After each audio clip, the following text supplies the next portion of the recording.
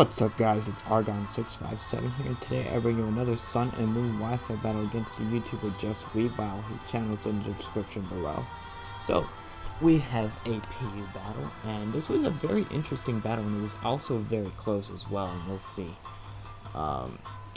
Yes, so basically he has the Hippopotas,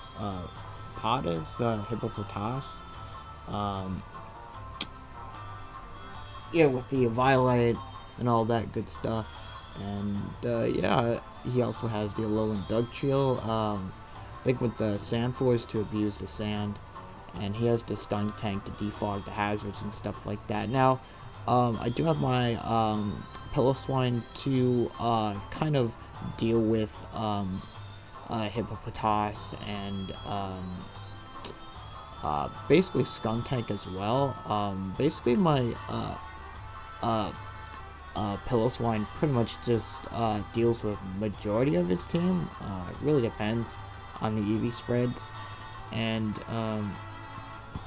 yeah, my Primate outspeeds everything on his team because I'm Scarfed. So the only thing that's gonna switch in on the close combat are basically his Behemoth, his Oricorio, and his Hippopotas, because Hippopotas could probably take like probably at least two close combats, and I do have my Dusknoir to prevent Pokemon from rapid spinning and all that, and yeah, I also have the Gramble with the Intimidate and all that good stuff, and I do have my Masquerain with Sticky Webs.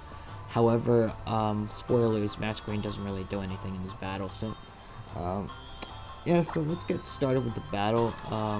So yeah, I expected him to lead off with his Hippopotas, so I led off with my Piloswine. The reason why I didn't lead off with my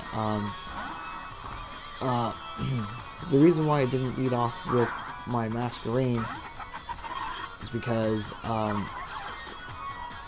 the Sandstream, it'll break its Focus Sash. So so I'm just gonna go straight for the Icicle Crash, just because you know, I want to see how much it'll do, and it's gonna do about a third.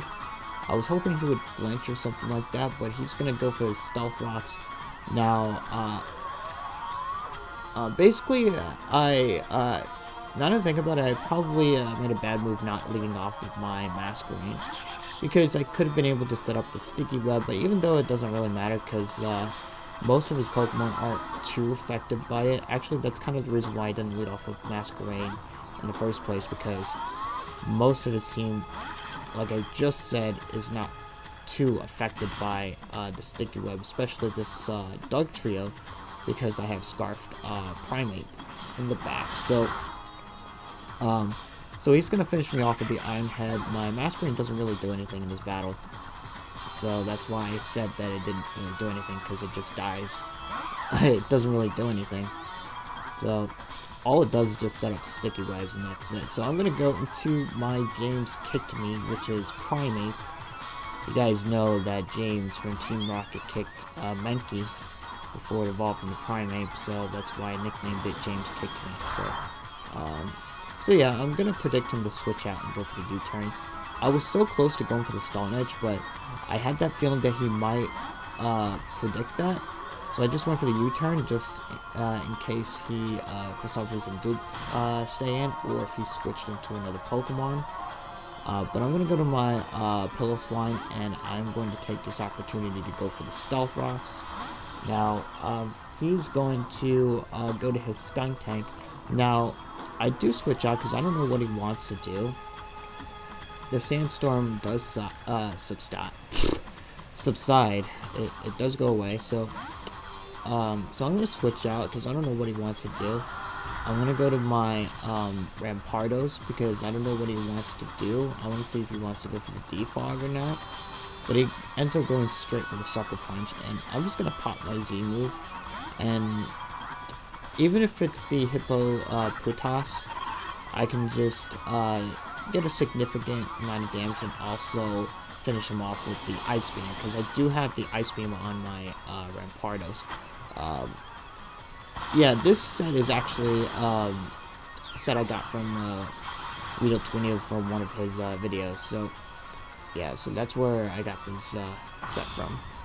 But yeah, so it's pretty good. It actually even one-shot a Pillow Swine, so it's really good if you lead off with Rampardos and just pop your Z move right on the um, Pillow Swine. But the Continental Crush is going to do a lot of damage, and I'm just going to finish him off with the Ice Beam because it's really no reason to not go for it, because he's in range where he's just going to die from any move. So now he's going to go to his Dog Trio. Again, his Alolan Dog Trio. And he's going to finish me off with the Iron Head, but that's okay because I have my Primate in the back, which is Choice Scarf, so I can threaten him out with the Close Combat, but I know that he also has some switch-ins onto the Primate. First his Oricorio, and his second switch-in would be the Beheeyem. So I'm going to predict him to go to his Oricorio this time, so I'm just going to go straight for the Stone Edge. So he does indeed go into his Oricorio, and this thing is just gonna get pretty much die from the Stone Edge. So yeah, so now that this thing is gone, it doesn't necessarily mean that I could spam close combats, but I did get rid of 2 Pokemon that could take a close combat. I just need to worry about this Beheeyem. His Skuntank could probably take 1 close combat, but it's not going to take a close combat, 2 close combats on a switch in, so it would have to switch in like free and clear. So I'm going to go to my Dusknoir because I don't know what he wants to do. But he's going to reveal Z move, which is I think it's Z Psychic Terrain. Because, as you can see, he's going to go for that Z Psychic Terrain. What it does, it raises your special attack by 1 stage, as well as set up the Psychic Terrain. So now I can't, like use priority moves, for example. Like, I have Ice Shard on my Pillow Swine, but I expected him to be faster than me, so I went for the Pain Split.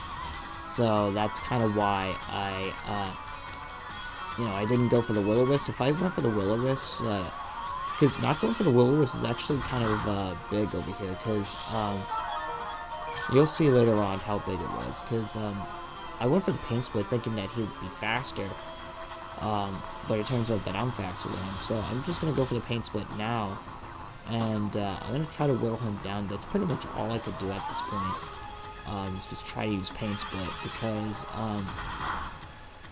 he's gonna take me out with a Psyshock, and I'm gonna go into my Primate, and I'm gonna go for the U-turn, hoping that it takes out the Beheeyem, and unfortunately it does not take him out. See, that's how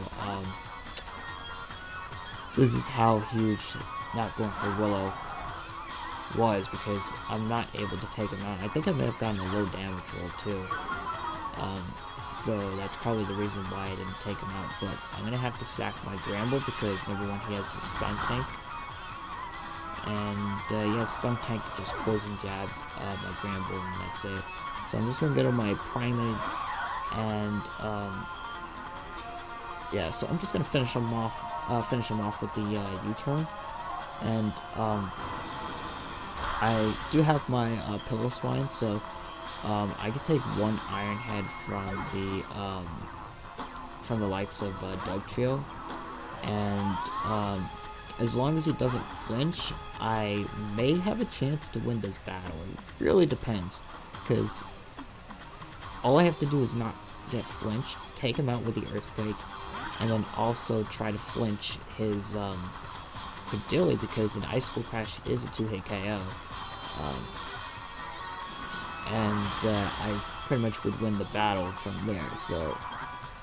So he goes for the Iron Head. I don't flinch, luckily, and I'm able to just go for the Earthquake, and I'm going to be able to take out this Jug Trio.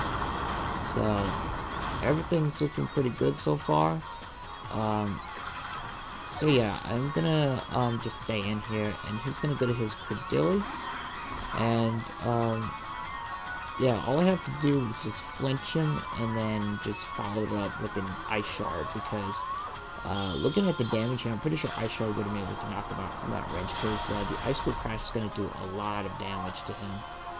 And he unfortunately does not get the flinch. I unfortunately don't flinch him though, so he's able to take me out with the Giga Drain. Now, now that I think about it, maybe I could have risked going for another Ice School Crash, having the chance of missing, and then I could go for the Ice Shard to get some chip damage off of Skunk Tank, so that Prime would be able to one-hit KO it with the close combat. Now, I did have the Earthquake, but Earthquake does not kill the Credilli from that range, so I'm forced to go for the close combat. And yeah, I do take out the Credilli, however his Skunk Tank could probably take one close combat and just retaliate with the Poison Jab.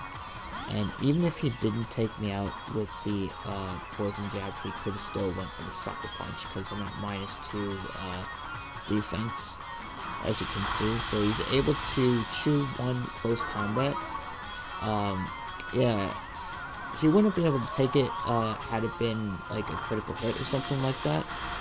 But unfortunately, he's going to take me out with the Poison Jab, and that's going to be a 1-0 score in his favor.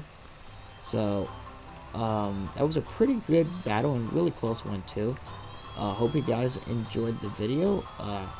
Be sure to leave a comment below and continue to push that like button, and also subscribe to my channel.